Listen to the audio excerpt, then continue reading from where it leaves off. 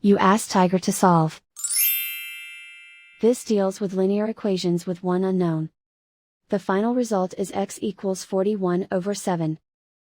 Let's solve it step by step. Group all constants on the right side of the equation. Subtract 5/7 from both sides. Group like terms.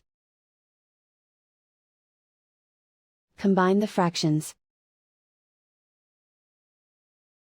Combine the numerators. Reduce the zero numerator.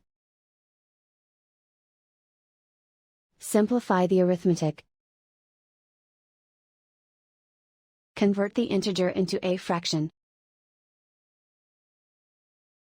Combine the fractions. Combine the numerators. Isolate the x. Divide both sides by 5. Simplify the fraction.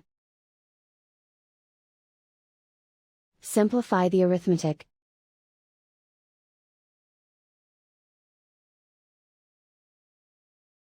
And so the final result is x equals 41/7.